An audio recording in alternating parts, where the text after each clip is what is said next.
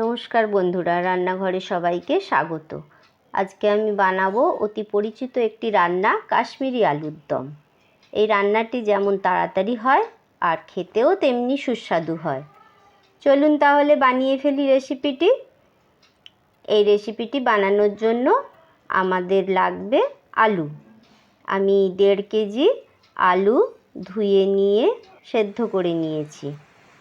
অবশ্যই আমি সেদ্ধ করার সময় নুন দিয়েছিলাম, তাহলে নুনটা আলুর ভেতরে ঢুকে যাবে আর স্বাদটাও খুব ভালো হবে।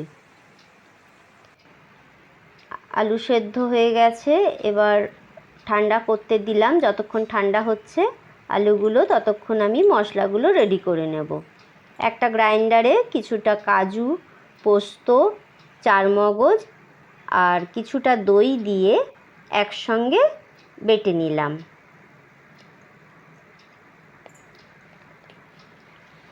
এই মশলাটা আমি করে একটা বাটির মধ্যে নামিয়ে রেখে দিলাম। পরে আদা, মৌরি আর কাঁচা লঙ্কা ওটাও আমি বেটে রেখে দিলাম।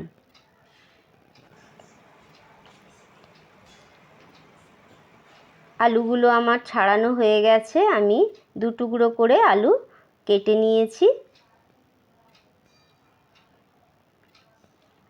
আলুগুলো মাঝারি সাইজের নিয়েছি,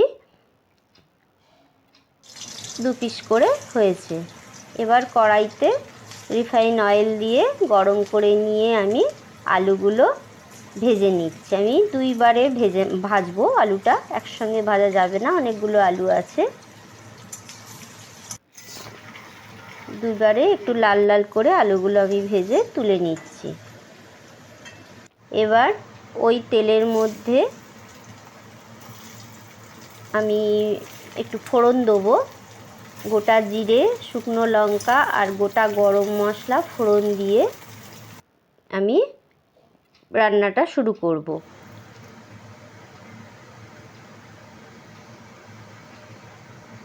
গোটা গরম মশলা ফোড়ন দেওয়ার পর আদা, মৌরি আর কাঁচা লঙ্কার পেস্টটা আমি দিয়ে দেবো।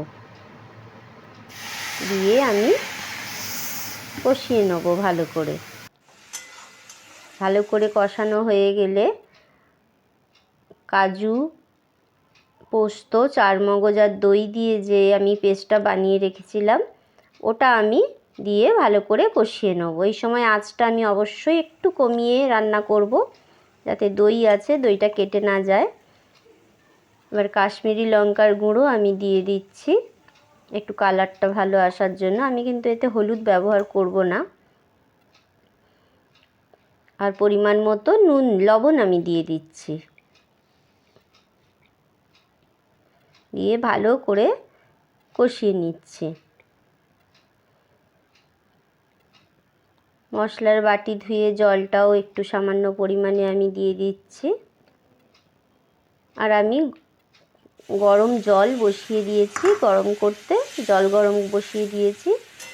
এই রান্নাটায় আমি গরম জলই দেবো, কারণ আলুগুলো আমার আগে থেকে সেদ্ধ করা আছে, সেজন্য ঠান্ডা জলের মধ্যে দেওয়াটা ঠিক না, গরম জলই দেওয়া উচিত। ব্যাস, মশলা কষানো হয়ে জল দিয়ে দিলাম। পরিমাণ মতো মিষ্টি দিয়ে দিচ্ছি। মিষ্টিটা আমি আগেই দিয়ে দিচ্ছি, কারণ আলুগুলো সেদ্ধ করে ভাজা আছে, অসুবিধে হবে না, আলু সেদ্ধ হওয়ার কোনো ভয় থাকবে না। আমি মিষ্টি দিয়ে দিলাম বেশ একটু বেশি করেই। এবারে আলুগুলো আমি দিয়ে দিচ্ছি। আলুগুলো দিয়ে আমি 3-4 মিনিটের জন্য ঢাকা দিয়ে রান্নাটা করে নেব।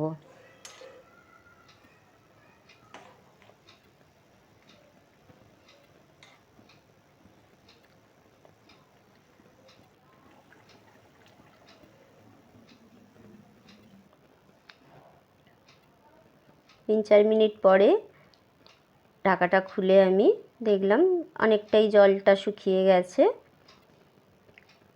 আরেকটু গ্রেভিটা, জলটা আর একটু শুকনো হবে।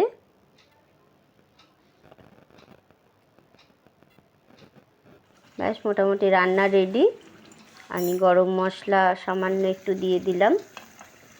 এই রান্নায় কি কি মশলা দিয়েছি আমি ডেসক্রিপশান বক্সে দিয়ে দিয়েছি।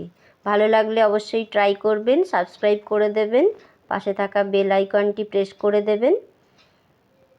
আর আমি সার্ভ করে দিলাম। লাইক, কমেন্ট, শেয়ার করে দেবেন।